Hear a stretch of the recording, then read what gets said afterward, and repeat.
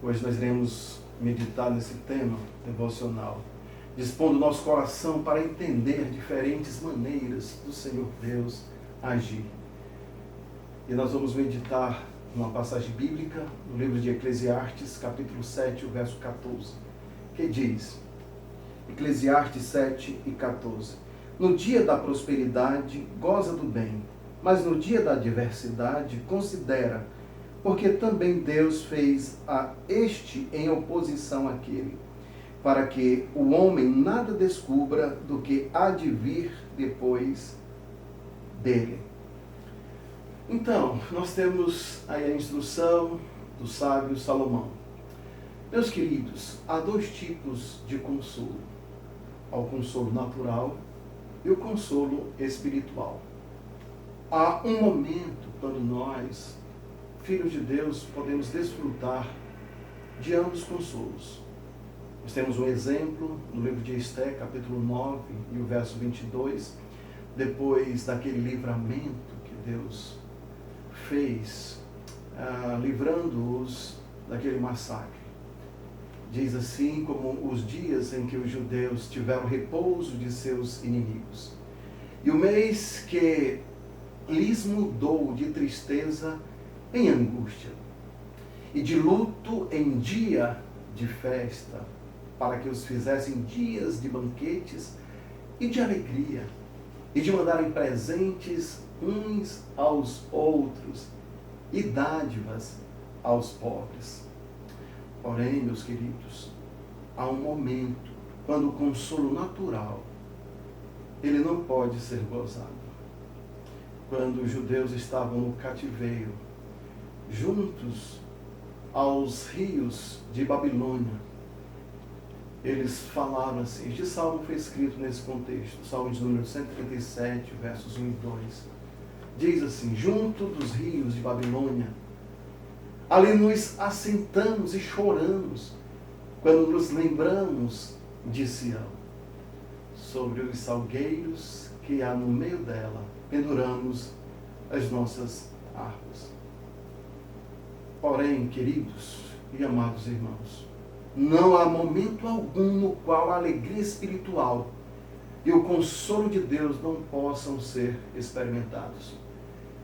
Em 1 Tessalonicenses capítulo 5 e o verso 16, a Escritura assim nos diz, regozijai-vos sempre.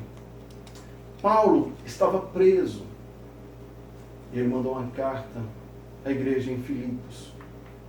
Em Filipenses 4 e 4 diz assim, regozijai-vos sempre no Senhor. Outra vez, digo, regozijai-vos. Até mesmo nas piores provações, podemos fazer algumas perguntas. Mas também devemos responder essas perguntas. E essas perguntas aqui eu tiro de John Flavel. A primeira pergunta que John Flavel faz, até nos propõe respondermos, é a seguinte. Por que essas provações nos fazem esquecer do nosso consolo em Deus, uma vez que são passageiras e a nossa alegria em Deus é eterna? Segunda pergunta de John Flavel. Por que deveríamos ficar tristes, já que o nosso Deus está conosco nas provações?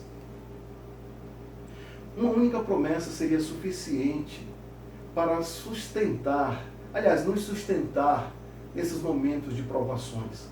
No Salmo de número 91, no verso 15, a Escritura nos diz, ele me invocará, e eu lhe responderei, estarei com ele na angústia, dela o retirarei e o glorificarei.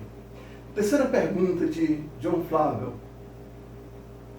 Por que nós, que somos crentes em Cristo, deveríamos ficar tristes, já que podemos estar certos de que nenhum ato da providência, por pior que pareça, é sinal da ira de Deus?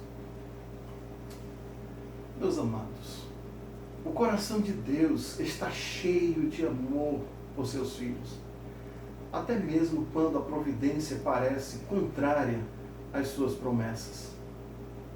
Quarta pergunta de John Flavel.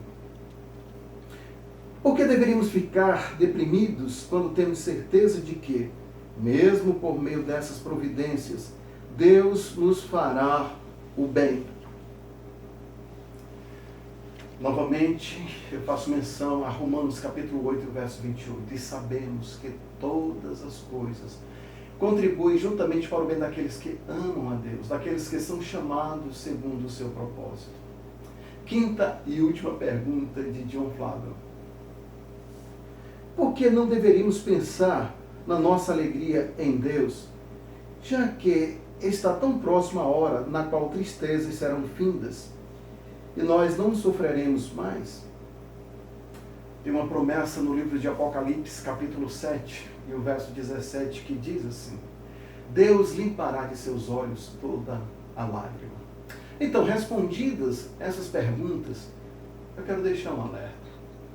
Tomemos cuidado, aliás, o devido cuidado, para não ter amor excessivo pelas coisas terrenas. Devemos ter esse cuidado, para não termos, aliás, um amor excessivo pelas coisas terrenas. Quando pensamos na vinda do nosso Salvador para nos levar, e quando nós meditamos nesse momento, as coisas deste mundo nos parecerão muito pequenas. Vamos firmar nossos corações em coisas eternas. E não vamos arriscar perder o gozo do nosso relacionamento com Deus por causa das alegrias terrenas e passageiras. Se temos muito ou pouco das coisas deste mundo, vamos aprender o contentamento. Em Filipenses capítulo 4, verso 11 e o verso 12, o apóstolo Paulo, ainda na prisão, ele disse: não digo isto como por necessidade, porque já aprendi a contentar-me com o que tenho. Sei estar abatido e sei também ter abundância. Em toda maneira, em todas as coisas, estou instruído a ter fartura, como a ter fome, tanto a ter abundância, como a padecer necessidade. Consideremos, pois, as misericórdias do Senhor, essas bondades dele, seus favores, as bênçãos que temos em nosso Salvador, o Senhor Jesus Cristo. Uma só dessas bênçãos é suficiente para suavizar todos os problemas deste mundo. Em Efésios capítulo 1 e o verso 3, diz assim a Escritura: bendito Deus e Pai de nosso Senhor Jesus Cristo, o qual nos abençoou com todas as bênçãos espirituais nos lugares celestiais em Cristo. Consideremos o que o nosso pecado merece de Deus e o que é requerido para que sejamos purificados do nosso pecado. O nosso pecado merece ruína eterna. No entanto, Deus, em sua graça, nos dá tantas bênçãos. E nós ainda desfrutamos destas bênçãos. Tenhamos um pouco mais de paciência e tudo estará tão bem conosco como desejamos. Em Romanos capítulo 13 e o verso 11, a Escritura nos diz: porque a nossa salvação está agora mais perto de nós do que quando aceitamos a fé. Eu termino lembrando 2 Coríntios capítulo 4 e o verso 17. Porque a nossa leve e momentânea tribulação produz para nós um peso eterno de glória muito excelente. 2 Coríntios 4, 17. Vamos orar. Nosso Deus, nosso Pai, muito obrigado por Tua graça em nossas vidas. Obrigado pelo privilégio que temos em sermos chamados Teus filhos. E nos dá graça para sermos fiéis e obedientes a Ti. Assim nós oramos no nome do nosso Salvador, o Senhor Jesus Cristo. Abençoa a nossa igreja, a Igreja Batista Regular da Graça. Abençoa nossos irmãos queridos e amados.